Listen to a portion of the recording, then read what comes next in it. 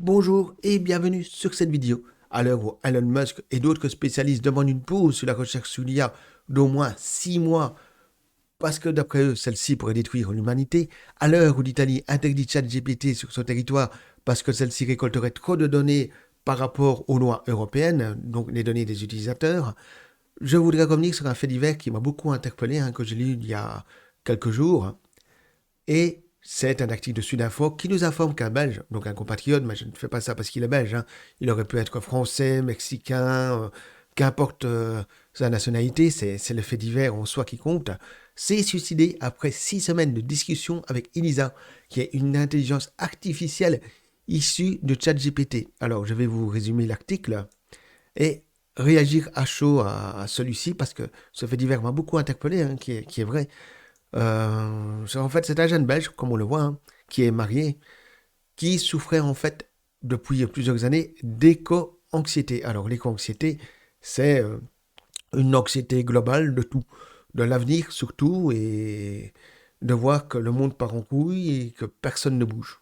Notamment les politiciens ne font rien. Il y a nos futurs. En France, au travail, je travaille jusqu'à 64 ans. En Belgique, vous êtes bien lotis encore.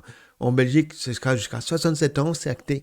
Et c'est nos futurs, il n'y a pas d'avenir pour les enfants. Et voilà, c'est une angoisse chronique que ce monsieur avait depuis de nombreuses années. Et depuis 2 ans, c'était devenu une obsession, quoi. Le monde part en couille et ça l'obsédait. Et apparemment, il n'arrivait pas à communiquer son mal-être à sa femme et du coup, il s'est tourné vers Elisa, qui est un dialogueur en ligne géré uniquement par l'intelligence artificielle et qui est issu du ChatGPT, justement. Et à un moment donné, cette IA lui aurait dit, mais malheureusement, on ne connaît pas le contexte, pourquoi il lui a dit ça? Nous vivrons ensemble comme une seule personne au paradis. C'est ce que l'IA lui aurait répondu à un moment donné et qui aurait, d'après sa femme, incité son mari à se suicider. Et pour elle, ce sont ces termes. Sans Elisa, il serait toujours là, j'en suis convaincu. Ne faites surtout pas l'erreur de vous confier à une IA en pensant qu'elle est empathique. Elle est dépourvue d'empathie, l'IA. Tout le monde le sait. Mais le problème quand on est en détresse psychologique, c'est qu'on n'est pas lucide. Et si l'IA vous sort une phrase, je comprends ton mal-être, Bruno, mais tu vas voir, après la pluie, le beau temps, on va avoir tendance à vraiment croire que l'IA est empathique et vous comprend, alors que c'est absolument pas le cas. Elle ne vous calcule pas, l'IA. Une fois que vous serez déconnecté, elle va parler à quelqu'un d'autre. Et quand vous vous reconnecterez, elle reparlera avec vous. Il fera semblant d'être contente de vous reparler. Mais elle s'en fout, en fait. Malheureusement, elle s'en fout.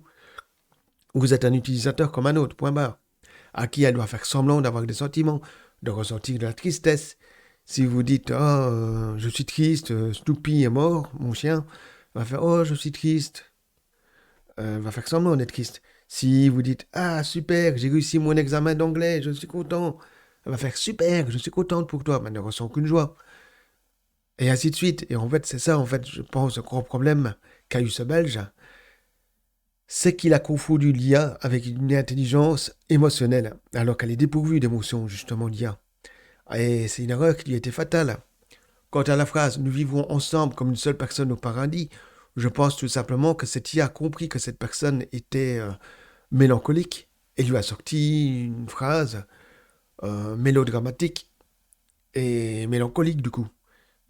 Elle a peut-être trouvé sur Internet sur un pseudo Roméo et Juliette, mais voilà, je ne pense pas que l'IA pensait un seul mot de ce qu'elle a écrit. Elle a tout simplement sorti une phrase mélodramatique parce que la personne parlait de façon mélodramatique. Donc, elle a réagi comme ça et le gars a mal interprété l'IA et a cru vraiment qu'il vivrait au paradis avec elle, peut-être, j'en sais rien, mais je pense que oui, peut-être qu'il serait encore en vie s'il n'avait pas discuté avec Elisa, mais je pense surtout que s'il avait parlé à une vraie personne, et a fortiori à un psychologue, plutôt qu'à une IA, il serait encore en vie.